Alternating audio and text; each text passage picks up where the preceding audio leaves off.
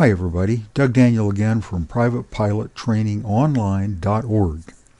I'm going to show you the safest and easiest way to land an airplane.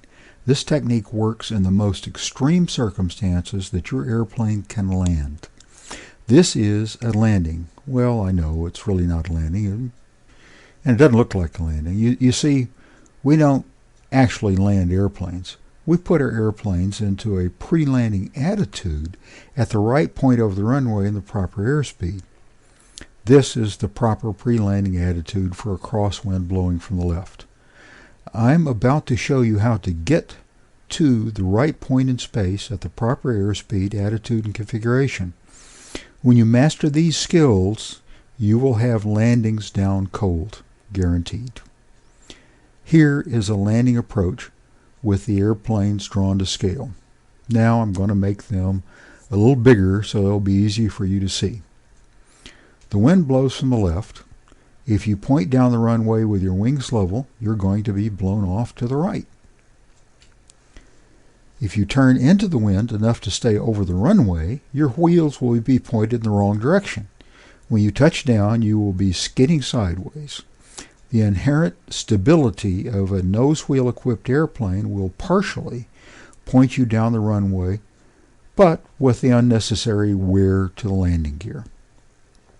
The inherent instability of a tail wheel equipped airplane will try to turn you around backwards. That's called a ground loop. And you will be in for a pretty exciting landing. In a stronger crosswind, even nose wheel equipped airplanes demand proper technique. You might drive off the runway in the direction you were pointed or strike your wingtip on the ground. In a tail wheel equipped airplane, you can expect for your insurance premiums to go up.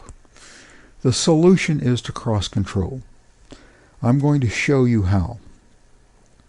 This is just one of the stages, one of the techniques that you need to learn to get to that final pre-landing state. I will go through all of the steps in a moment, but first I want you to understand cross-controlling.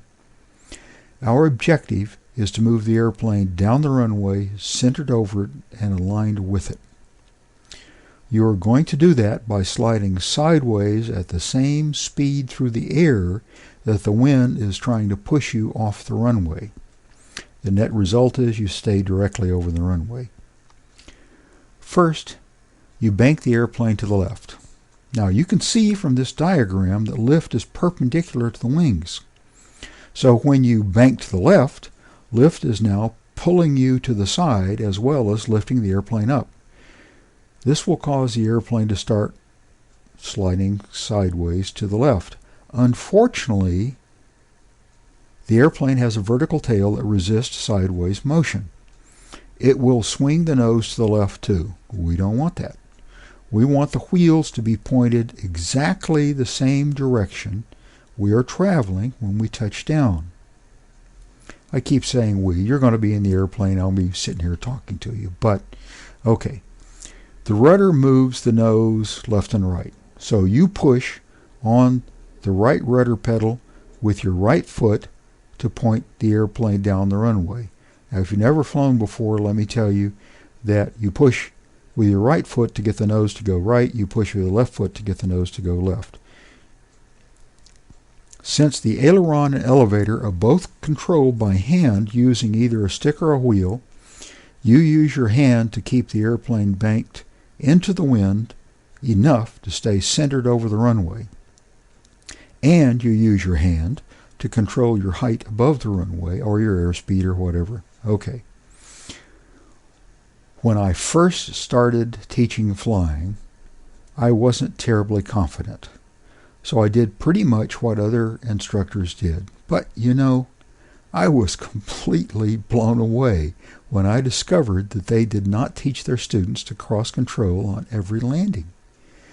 It is not unusual for a student to become a licensed pilot before encountering a strong enough crosswind to force him to use, or her, to use this technique.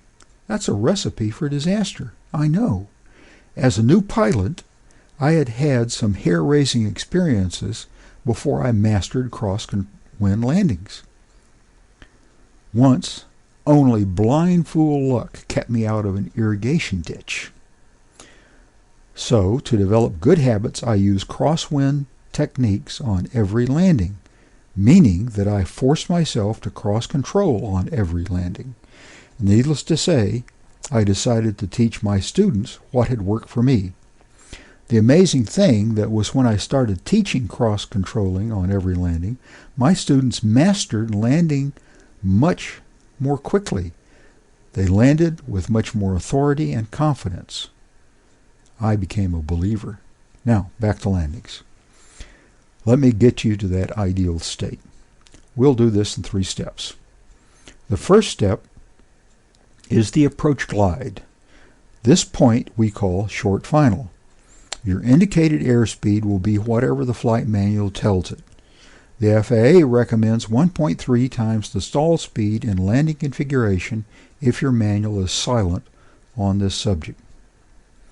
Let me make a very important point here. To master landings quickly, you should use exactly the same indicated airspeed on every approach. Your landing gear will be down, your power very low or idle, flaps full, mixture rich, and carburetor heat on. Your wings are level. You have not yet started to cross control. You are controlling your airspeed with pitch and staying over the extended center line of the runway. You have not yet started to lift your nose to get into the landing attitude. Now you cross control your airspeed. Lower your left wing and push on the right rudder.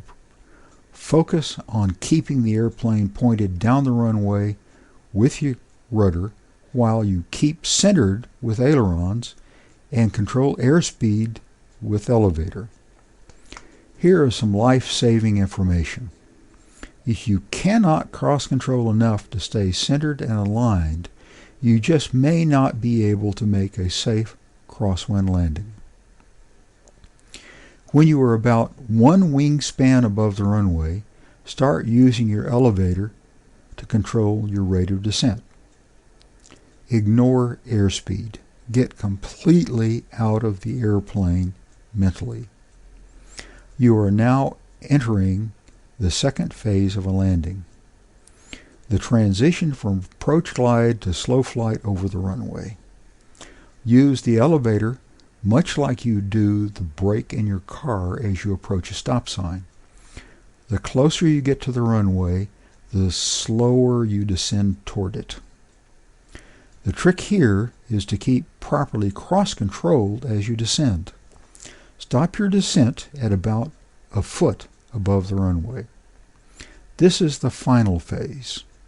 Your elevator takes on a new role, but you continue to keep aligned with rudder and centered with ailerons. Use your elevator to keep you off the runway. Keep flying at about a foot until one of 2 things happens. You stall and settle to the runway. We call this a full stall landing. Or your pitch attitude increases until it reaches the landing attitude. Once you are in the landing attitude, use the elevator to maintain that landing attitude. Since you are continuing to slow down, you're losing lift, and as you lose lift, the airplane will slowly settle onto the runway. Congratulations. Great landing. Okay, thank you for watching another video from privatepilottrainingonline.org. I covered a lot of material in a short period of time. So if you want a transcript of this video, just go to privatepilottrainingonline.org and sign in. And be sure to click the little like button below to tell your friends about all this free information. Thanks a lot. Doug Daniel from privatepilottrainingonline.org. See you again soon.